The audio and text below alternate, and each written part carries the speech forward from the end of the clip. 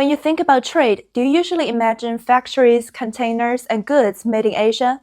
What if I told you that America makes way more money by selling invisible things?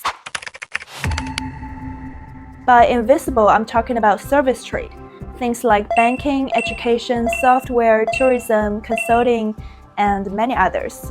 Well, the US is the world's biggest service exporter, with a huge trade surplus with almost every country it deals with. And you know what? The funny thing is, the US government loves to talk about trade imbalances in goods, but they're always downplaying just how much the US rakes in from service trade. Most of the service trade is done through digital deals, and it's easy to overlook.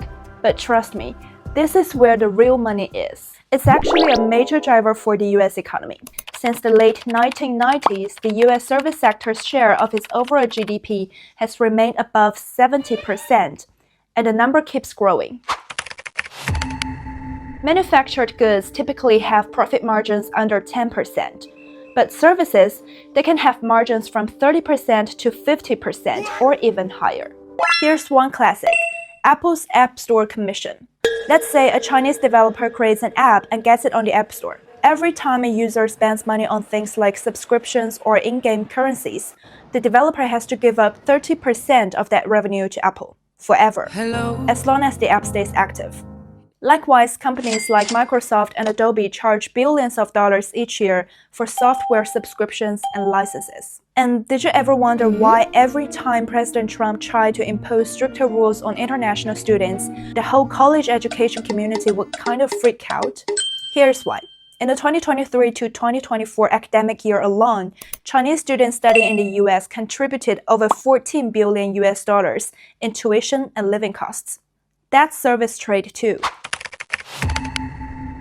For decades, the US and the rest of the world has kept this balance. Other countries send more goods to the US, and in return, the US sells more services.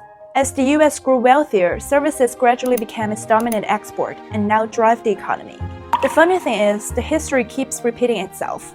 Let's go back to over 100 years ago when the US economy heavily relied on manufacturing. Back then, the US imposed the highest tariff in the world, and that high tariff rate helped build its industrial power. Now the US has already moved to the next stage. It's easy to see that countries at different stages of development have different comparative advantages. And that's why global trade is so complicated. It's not a zero-sum game.